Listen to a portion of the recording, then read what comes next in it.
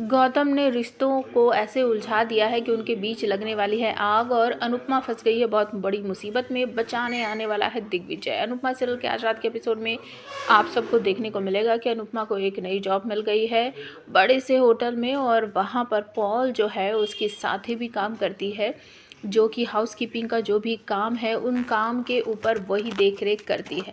तो अनुपमा को जानबूझकर वो बहुत सारी उल्टी सीधी बातें करती है, लेकिन अनुपमा कहती है मैम जो आपने मुझसे बोला वो मैंने सब किया, जो आपने बोला वो मैं अभी भी कर रही हूँ, और जो आप मुझे बोलोगी आगे भी मैं वही करती रहूँगी। मैं 1 मिनट के लिए बस खड़ी ही हुई थी, तभी वो आके कहती है यहाँ पर कैमरे का पॉइंट नहीं है, तो इसलिए तुम्हारा आज काम में मन नहीं लग रहा, आराम करना सोच रही हो। तो अनुपमा अपना पक्ष क्लियर करने की कोशिश करती है।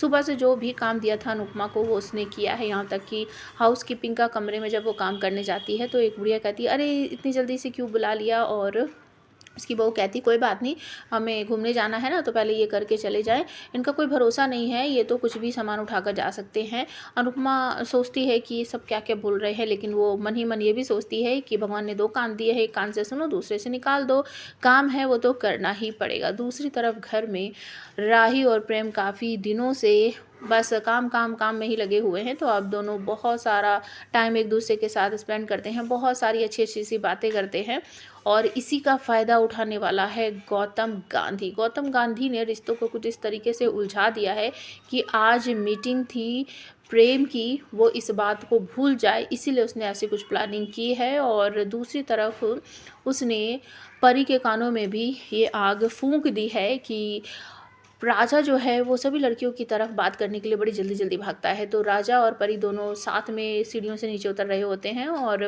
दोनों बहस कर रहे होते हैं। परी कहती है कि मैं देख रही हूँ आजकल तुम लड़कियों की तरफ बहुत भाग भाग कर जाते हो। वो कहता है मैं तो सभी लड़कियों की तरफ जाता हूँ, जो लड़की या कोई भी कस्टमर आता है तो मैं तो उसे बताने जाता हूँ कि हमारे पास ये है, हमारे पास वो है, कोई भी आता है। तो परी कहती है हाँ हाँ मैं देख रही हूँ आजकल ना तुम कुछ ज़्यादा ही उड़ रहे हो। तभी अचानक से जो राजा का फादर है और माही, वो दोनों वहाँ बैठे किसी बात पर डिस्कस कर रहे होते हैं। वो उन्हें देखकर खड़े परी चुप हो जाती है और वो कहती है कि पापा सॉरी, मुझे नहीं पता था कि आप यहीं पर हो। तो वो कहते हैं बेटा मुझे तुम दोनों के बीच में बोलने का कोई हक नहीं है, लेकिन राजा ऐसा नहीं है, ये तुम भी जानती हो और हम भी जानते हैं। राही और प्रेम भी वहाँ पर आ जाते, वो भी कहते हैं कि राजा किसी लड़की की तरफ देख ही नहीं सकता, ये हम भी विश्वास करते हैं, हम जानते हैं हमारा राजा कैसा है। और ये सब क्या हो रहा है? राही कहती है कि कोई और बात तो नहीं है परी, किसी और बात को लेकर तू टेंशन में है और इस वजह से राजा को इस तरीके की बातें बोल रही है। तो वो चुप हो जाती है। माँ सुबह से काम करते करते उसको रात हो चुकी है और अभी भी उसकी मैडम ने उसको वहाँ से जाने नहीं दिया है।